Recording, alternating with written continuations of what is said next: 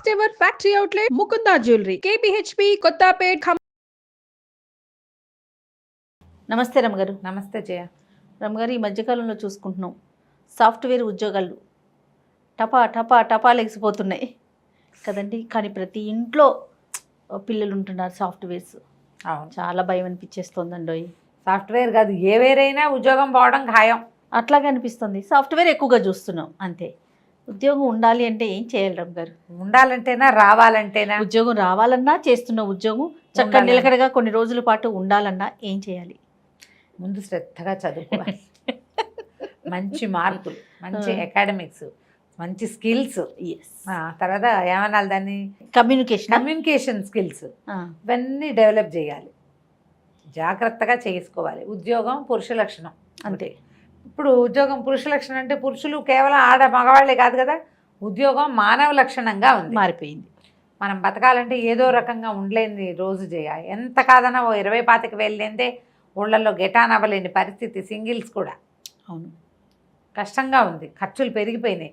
మరి ఉద్యోగం అవసరం, డబ్బు అవసరం, సంపాదన అవసరం ఎవరికైనా కూడా. మనం ఏంటంటే ఎలాగోలాగా గడిపేసి ఉద్యోగం కావాలనుకోకూడదు. ఏం చేసినా సమర్థవంతంగా చేయాలి. మొదట నీకు ఉద్యోగం రావట్లేదు అంటే నువ్వు ఎందుకు రావట్లేదు అనేది మొదట మనం ఒకసారి ప్రశ్నించుకోవాలి. మనం ఏం పొరపాటు చేస్తాం? మన మార్కులు చాలలేదా? మన మాట సరిపోవట్లేదా? మనం సరిగ్గా ఇంటర్వ్యూలు చేయలేకపోతున్నామా? లేదా ఉద్యోగాలు వచ్చాక దాన్ని నిలబెట్టుకోవడానికి చేయవలసింది మనం చేస్తున్నామా లేదా? దానికి తగిన మేనేజ్మెంట్ స్కిల్స్ అవి మనకు ఉంటున్నాయా లేదా? మేనేజ్మెంట్ స్కిల్ అంటే పెద్ద కంపెనీని మేనేజ్ చేసే స్కిల్లే కాదు, మన కొంపని మేనేజ్ చేసుకునే స్కిల్ కూడా కావాలి మనకి. అదే కదా. చిన్నదైనా మన ఇల్లు బాకిలనైనా మనం మేనేజ్ చేసుకోవాలి.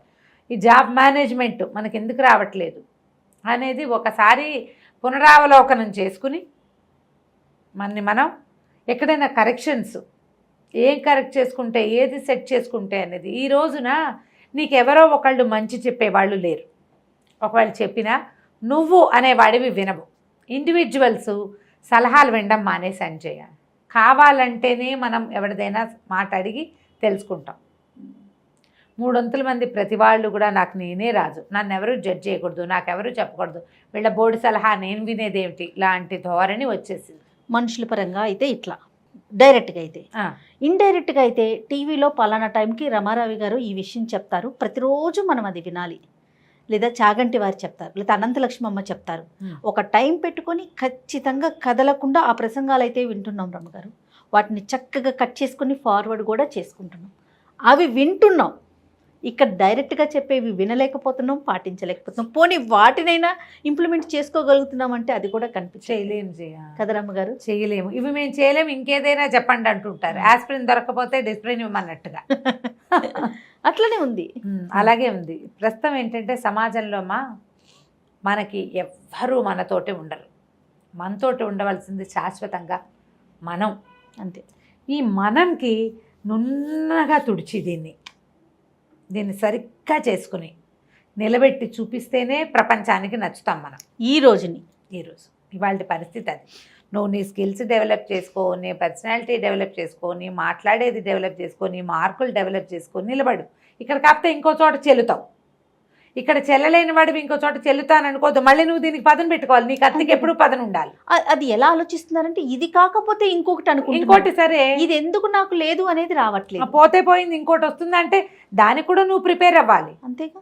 ఎంత పెద్ద 25 లక్షల సంవత్సరానికి జీతం వచ్చేవాడు ఇంకో కొత్త కంపెనీకి ఇంటర్వ్యూకి వెళ్ళినా మళ్ళీ స్కిల్ డెవలప్మెంట్ అనేది కొత్తదే. అది వాడు ఏమడుగుతాడో, వాడికి ఏం కావాలో, నీకు వచ్చింది వాడికి సరిపోతుందో లేదో ఎవరైనా చేయవలసిందే కదా. ఎప్పుడు మనని మనం ఆత్మావలోకనం చేసుకోవాలి. చేసుకుంటే ఇవి నిలబడతాయి. ఇది సహజమైంది. ఇంకా మీ స్టైల్లో చెప్తారు కదా, దైవం సహాయం కూడా కావాలి కదా. దైవ సహాయం కావాలి. ముందు పెద్దవాళ్ళని గౌరవించండి ఫస్ట్. దాంట్లో అమ్మ నాన్న వాళ్ళని కష్టపెట్టి మీరు ఏ దేవుడి దగ్గరికి వెళ్ళినా ప్రయోజనం ఉండదు. ముందు వాళ్ళని చూడండి, వాళ్ళ సంగతి చూసుకోండి, వాళ్ళు చెప్పిన మాట వినండి. వాళ్ళు ఏదైనా ఓ పూజ చేద్దాం, ఓ గుడికి వెళ్దాం, ఓ చోటకి వెళ్దామంటే ఒప్పుకోండి దాన్ని. మీ ప్రయత్నాలు మీరు చేస్తూ దైవ సహాయం కూడా తీసుకోండి. సాధారణంగా మనకి ఉద్యోగాలకి వాటికి చెప్పే దైవాలు ఇద్దరు. ఎవరు రమ్మగారు? వినాయకుడు, సూర్యుడు. వీళ్ళిద్దరు గవర్నమెంట్ జాబ్స్ కోసం సూర్యారాధన చేయాలని చెప్తారు. వినాయకుడికి ప్రదక్షిణాలు చేయటం, వినాయకుడి దేవాలయానికి వెళ్ళటం, ప్రదక్షిణాలు చేయటం, సంకటహర చతుర్థి లాంటి వ్రతాలు చేసుకోవటం, వినాయకుడికి కాస్త గరికని సమర్పించటము, నిత్యము దర్శనం చేయటం.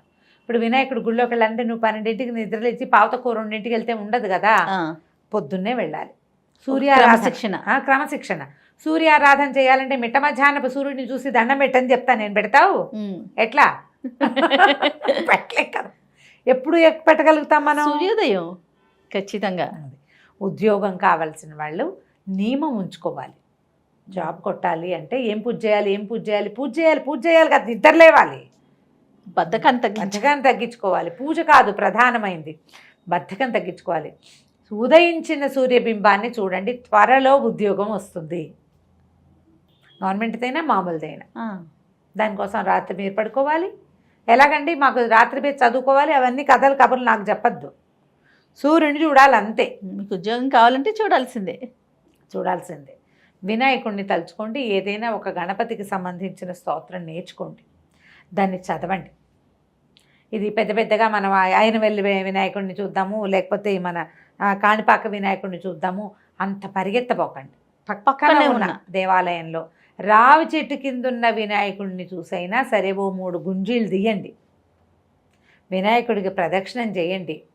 ప్రతిరోజు నియమం తప్పకుండా కనీసం 21 రోజుల పాటు వినాయక దర్శనం చేయండి. ప్రతిష్ట ఉన్న వినాయకుడిని దర్శిస్తే ఫలితం బాగుంటుంది.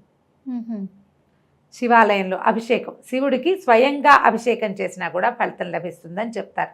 మన దగ్గర మన ప్రాంతంలో మనమే చెంబు తీసుకెళ్ళి పోసేవి తక్కువ ఉంటాయి. నార్త్ ఇండియాలో చేస్తారు, మన దగ్గర లేదు, చాలా తక్కువ ఉన్నాయి. మన దగ్గర చాలా తక్కువ ఉంది.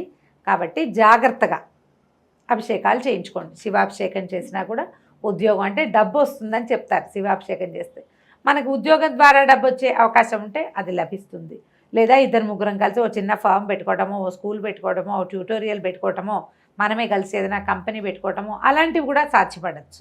ఏదో ఒక ఐడియా అనేది వస్తుంది. ప్రధానంగా 1 గణపతి, 2 శివుడు, 2 సూర్యుడు, 3వ వాడు పరమేశ్వరుడు.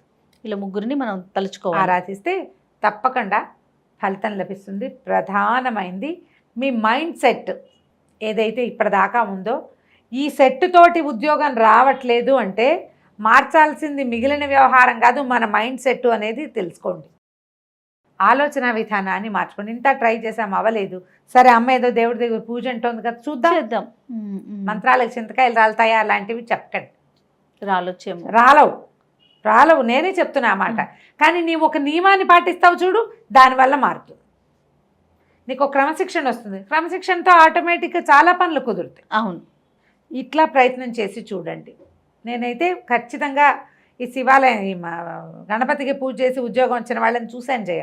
ఓకే, అది సక్సెస్ అవుతుంది. చదువుకు కూడా అంటే ఇప్పుడు స్టడీస్కి వెళ్ళాలనుకుంటారు, హైయర్ స్టడీస్కి, వాళ్ళకి అవకాశాలు లభించకుండా పోతాయి, సీట్లు రావు, లేకపోతే పిహెచ్డీకి ట్రై చేస్తారు. వీళ్ళు కూడా వినాయకుడిని కనుక పూజిస్తే సంకటహర నెలలో 2 చతుర్థులు ఉంటాయి. కనీసం ఈ 2 చతుర్థులకి వినాయకుడి దేవాలయానికి వెళ్ళండి. మీరు సంవత్సరం అంతా ఈ 2 చతుర్థులు ఎలాగండి మాకు తెలియదు తిథులు అంటే, తెలుగు క్యాలెండర్ ఒకటి పెట్టుకోండి ఇంట్లో, చూడండి చతుర్థులు రాస్తారు. చవితి 2 చవితులు రాయబడతాయి, రౌండ్ చేసి పెట్టుకోండి. ఆ డేట్లో గుడికి వెళ్ళండి. మనసు ఉంటే మార్గం ఉంది కదా.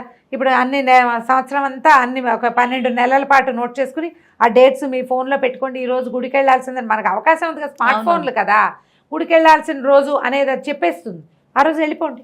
పొద్దున, మధ్యాహ్నం, సాయంత్రం, ఎప్పుడో మధ్యాహ్నాలు తీరు గుడి, ఏదైనా పొద్దున్న తీస్తారు, సాయంత్రం తీస్తారు. ఉదయకాల దర్శనం కృష్ణ చవితికి, అదే శుక్ల చవితికి, సాయంకాల దర్శనం కృష్ణ చవితికి చాలా మంచివి. మీ అవకాశాన్ని బట్టి చేయండి. ఒకసారి కనుక వెళ్తే, ఒక సంవత్సరం వెళ్తే మీకు చాలా తేడా కనపడింది అనుకోండి, మీరు ఇంకొకళ్ళకి సలహా చెప్తారు. ఇప్పుడు నేను వెళ్ళడం బట్టి నేను నీకు సలహా చెప్తున్నాను. అవును, వెళ్ళడం వల్లే సలహా ఆటోమేటిక్గా మనకు అర్థమవుతుంది. ఆ తర్వాత ఇక వినాయకుడిని దర్శిస్తే మనకు లభించే ఫలితం ఏమిటో మనకు తెలుస్తుంది. ట్రై చేసి చూడండి. తప్పకుండా రమ్మ గారు. నమస్తే. నమస్తే.